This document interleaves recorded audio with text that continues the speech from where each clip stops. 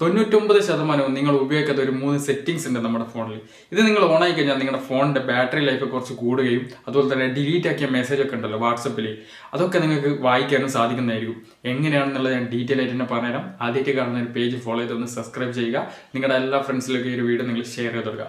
അപ്പോൾ എന്താണെന്ന് ഡീറ്റെയിൽ ആയിട്ട് തന്നെ പറഞ്ഞുതരാം. ഒന്നാമതായിട്ട് നിങ്ങൾ നേരെ നിങ്ങളുടെ ഫോണിന്റെ സെറ്റിംഗ്സ് ഓപ്പൺ ചെയ്യുക. സെറ്റിംഗ്സ് ഓപ്പൺ ചെയ്തിട്ട് ഇത് താഴോട്ട് വന്നാൽ നിങ്ങൾക്ക് അവിടെ ഡിസ്പ്ലേ ആൻഡ് ബ്രൈറ്റ്നസ് കാണാൻ പറ്റും. അത് എടുത്തു കഴിഞ്ഞാൽ നിങ്ങൾക്ക് ഇവിടെ തീം കാണാൻ പറ്റും.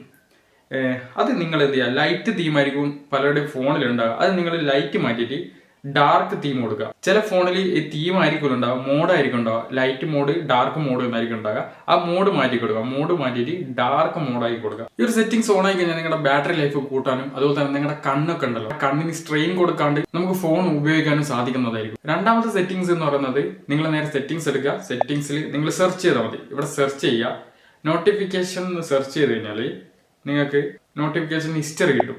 ആ ഒരു ഹിസ്റ്ററി എടുത്തിട്ട് ജസ്റ്റ് എന്ത് ചെയ്യുക, ഇതുപോലെ ഓൺ ആക്കി കൊടുക്കുക. ഓഫ് ആണെങ്കിൽ അത് ഓൺ ആക്കി കൊടുക്കുക. ഇങ്ങനെ ഓൺ ആയി കഴിഞ്ഞാൽ നിങ്ങൾക്ക് ആരെങ്കിലും വാട്സപ്പ് മെസ്സേജ് അയച്ചിട്ട് അപ്പം തന്നെ ഡിലീറ്റ് ചെയ്ത് കഴിഞ്ഞാലും ഇവിടെ ഉണ്ടാവും അതെന്താണ് അയച്ചത് എന്നുള്ളത്. അപ്പൊ ഡിലീറ്റ് ചെയ്ത മെസ്സേജ് വായിക്കാൻ വേണ്ടി നിങ്ങൾ ഇവിടെ വന്നാൽ മതി, ഇവിടെ കിട്ടും ആ ഒരു ഡിലീറ്റ് ചെയ്ത മെസ്സേജ്. പിന്നെ മൂന്നാമത്തെ സെറ്റിംഗ്സ് പറഞ്ഞാൽ, നിങ്ങൾ സെറ്റിംഗ്സ് എടുത്തതിനു ശേഷം അതിൽ നിങ്ങൾക്ക് ഇവിടെ ഹോട്ട്സ്പോട്ട് ആൻഡ് കണക്ഷൻസ് ഉണ്ടോ, ഇതെടുക്കുക. ചില ഫോണിൽ നെറ്റ്വർക്ക് സെറ്റിംഗ്സ് ആയിരിക്കും ഉണ്ടാകുക, അതെടുത്താൽ മതി.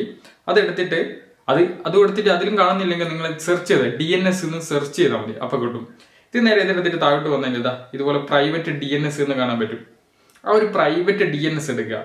പ്രൈവറ്റ് DNS എടുത്തിട്ട് ഇത് ഓട്ടോമാറ്റിക് ആയിരിക്കും ഉണ്ടാവുക, ചില ഫോണിൽ ഓഫ് ആയിരിക്കും ഉണ്ടാവുക. അത് രണ്ടും മാറ്റിയിട്ട് ഇവിടെ കണ്ട private DNS provider host name എന്നുള്ള അത് കൊടുത്തിട്ട് ഇവിടെ കണ്ട DNS.AdGuard.com ഈ ഒരു അഡ്രസ് എന്ത് ചെയ്യുക, നിങ്ങൾ ടൈപ്പ് ചെയ്ത് കൊടുത്തിട്ട് സേവ് ചെയ്യുക. ഇങ്ങനെ ചെയ്ത് കഴിഞ്ഞാൽ എന്താ ഗുണം എന്ന് വെച്ച് കഴിഞ്ഞാൽ, നമ്മൾ ചില ആപ്ലിക്കേഷനൊക്കെ എടുക്കുമ്പോൾ പരസ്യങ്ങൾ കയറി വരുന്നില്ല, പല പരസ്യങ്ങളും ഇപ്പോൾ വേണ്ടുന്ന ഒക്കെ കയറി വരും. അപ്പൊ അതൊന്നും ഇനി വരില്ല. ഇപ്പൊ ഏതെങ്കിലും ഒരു ഗെയിം ഡൗൺലോഡ് ചെയ്ത് അതിൽ ഇടയ്ക്ക് കളിക്കുന്ന പരസ്യം വരുന്നത് അതൊക്കെ ഒഴിവായിക്കോളും. അപ്പോൾ പരസ്യം എന്ന് പറയുന്ന ഒരു സാധനം ഈ ആപ്ലിക്കേഷനിൽ വന്നിട്ട് നിങ്ങളെ ശല്യപ്പെടുത്തില്ല. അപ്പൊ ഈ ഒരു 3 സെറ്റിംഗ്സ് നിങ്ങൾക്ക് ആവശ്യമുള്ള സെറ്റിംഗ്സ് ആണെന്ന് എനിക്കറിയാം. അപ്പൊ ഈ സെറ്റിംഗ്സ് ആരെങ്കിലും ഉപയോഗിക്കുന്ന ആരെങ്കിലും ഉണ്ടെങ്കിൽ ജസ്റ്റ് ഒന്ന് കമന്റ് ചെയ്യുക, ഒന്ന് അറിയാൻ വേണ്ടിയിട്ടാണ്. ഉപയോഗിക്കാത്തവരാണെങ്കിൽ ഇപ്പൊ തന്നെ യൂസ് ചെയ്തോ, എന്തായാലും നിങ്ങൾക്ക് ഉപകാരപ്പെടും. നിങ്ങളുടെ ഫ്രണ്ട്സിനും കൂടെ ഷെയർ ചെയ്ത് കൊടുത്തേക്ക്. അപ്പോൾ ഓക്കെ, ബൈ.